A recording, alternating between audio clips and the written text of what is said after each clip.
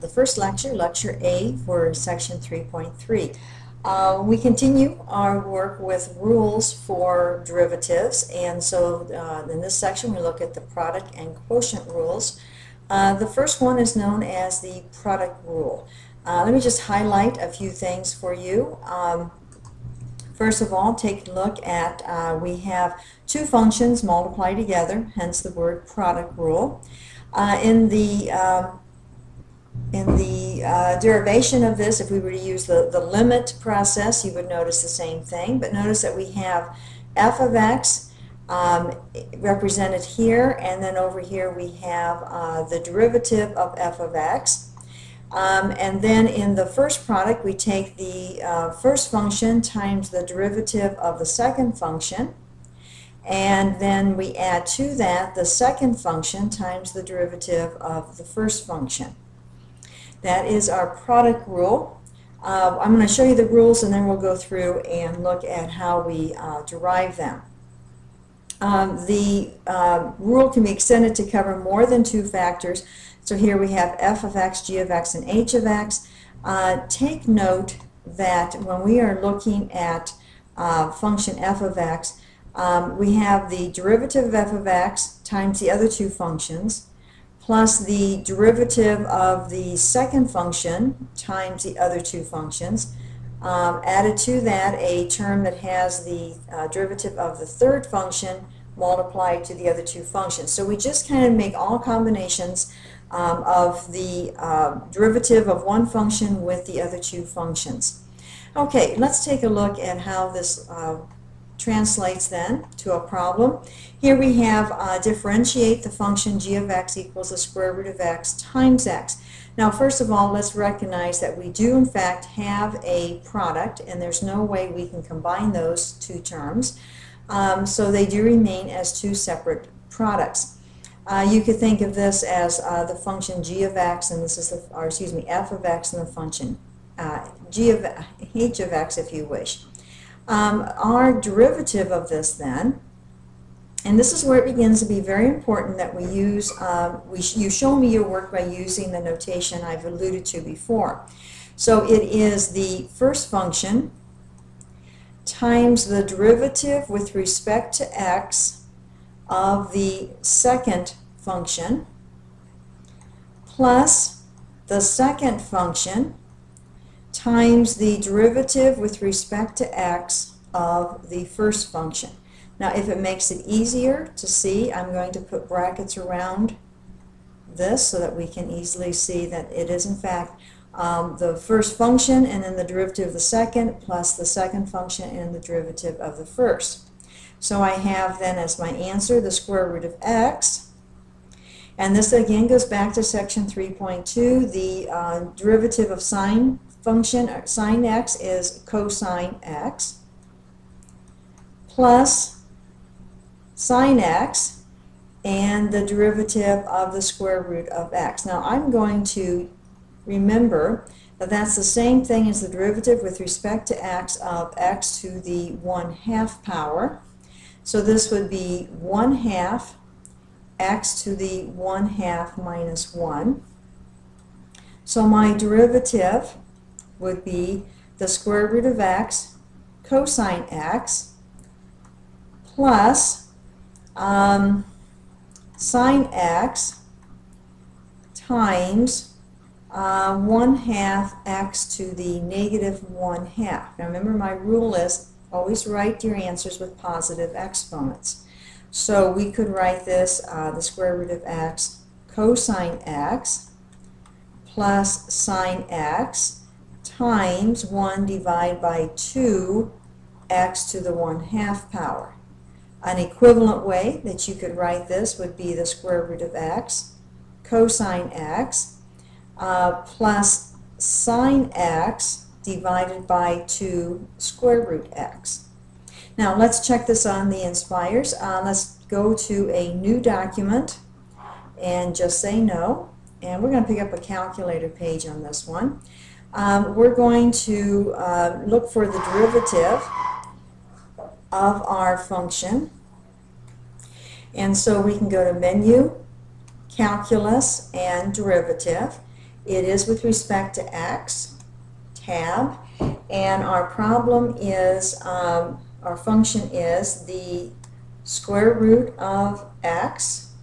Be sure you move outside of, beneath the, in other words, move from underneath the radical sign, and we have then sine x. And we'll press enter. Now, does our answer look like this answer? Well, let's see. Here's the square root of x, cosine x, and in fact, yes, our answers do match. Okay, let's go on to the next. Okay, this now is our quotient rule. That was the product rule. This is the quotient rule. Let me highlight some information again for you. F of x is our numerator, so notice that we begin with a subtraction problem, and we have the derivative of our numerator, and then here is the actual value, the function of our numerator in here. If we then look at our denominator, notice that the beginning of this problem is that we take our denominator and then we multiply it with the derivative of the numerator, subtract, and then we have our numerator times the derivative of our denominator, and it's all divided by our denominator squared. Now, of all of the rules, this is one of those that we can so easily, and students so easily do mix up. Let me just try to highlight a few things for you. One of the mistakes that's often made is, how do I know that this is the place that I subtract is not the quotient rule? Well, think of it this way. If I have let's say a squared times a cubed, that's a multiplication problem. What do I do with the exponents? And I add them. So if you think of this as what do you do when you multiply in another venue, such as multiply in terms of the same base, you add, so therefore we add here. The other thing then back here is, if I had a cubed divided by a squared, I would then subtract my exponents, and so then hence we have subtraction because we are dividing again. The other thing is, how do I remember which way I start? Do I start with the denominator and the numerator of the numerator's derivative, or do I do vice versa? Let's see if we can't find some ways that kind of help us out. If we look at this as numerator divided by denominator, one way you may think about it is, which comes first, N or D? D comes first, so we have the denominator times the derivative of the numerator. So if you remember that you always start alphabetically with the term that's in the denominator, then you're going to be okay. Again, it's a combination of function derivative and function derivative, so always remember to do this in alphabetical order. Another way that some people have thought about this, the derivative with respect to x, and then they just have high and low, high being numerator, low being denominator, and it kind of gets a little sing-songy here. So we have low, the denominator, times the derivative of the numerator, so low d high minus high d low, derivative of the denominator, divided by low low. So whatever you want to make of that, low d high minus high d low over low low divided by low low. Whatever it is, find some way that will resonate with you as to remembering that. Okay, so let's take an example. Differentiate, meaning again find the derivative. So if I want to find the derivative of this, I'm going to have to remember that there's no way I can combine this, and again you must show me your work. So showing me your work is this: denominator times the derivative with respect to x of the numerator minus the numerator times the derivative with respect to x of the denominator, all of it divided by the square of the denominator. Now I have a rule, and this is, to help you out. You must show me the derivative. So the first step is show all the derivatives. All the derivatives you intend to take.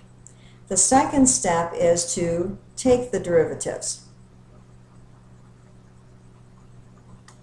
Okay, so in this case we would have e to the x. Now what is the derivative of cosine? Again, if you don't remember, go back to section 3.2. These are ones that you need to have memorized at some point. It's sine x minus cosine x. And again, what is the derivative of e to the x? Keep in mind, it is the easiest derivative. It is itself divided by e to the x quantity squared. I'm going to keep that as we see it there. So we take the derivative. Okay, so this is step 1, showing all the derivatives. This is step 2, taking the derivatives. My third criteria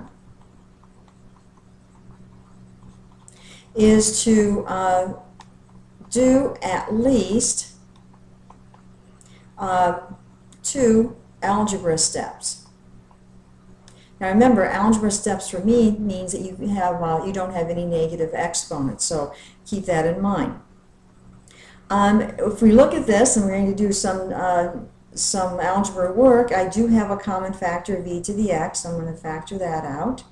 And I have negative sine x minus cosine x divided by the square of e to the x. That's an e there, as is that.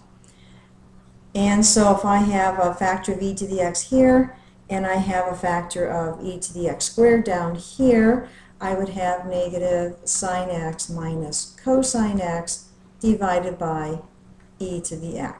Now, are we finished? Well, let's go back up and check. It says at the derivative at the point, find the slope of the tangent at the point 0. So now we need to find the derivative at 0. So I have negative sine of 0 radians minus cosine of 0 radians divided by e to the 0. Again, go back to your unit circle. At 0, we have the point 1, 0. So sine is going to be 0, cosine is 1, and e to the 0 is 1, so our answer is negative 1.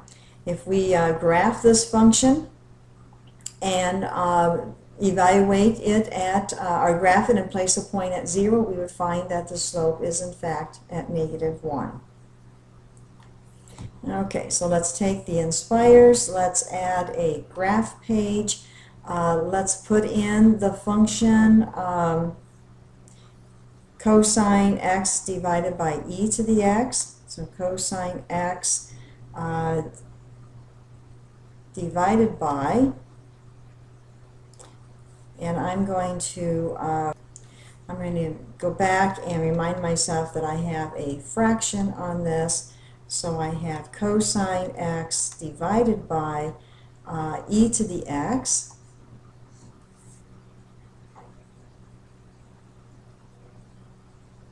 There we go, e to the x. And I graph that. If I am looking for a tangent at 0, and so I'm going to place a point here and make sure that I get that at 0 by changing the coordinates there. And I look then at a tangent at that point.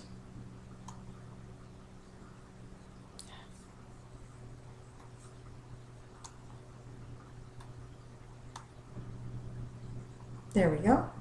A tangent at that point, and then I measure the slope of that tangent. I'm going to get negative 1.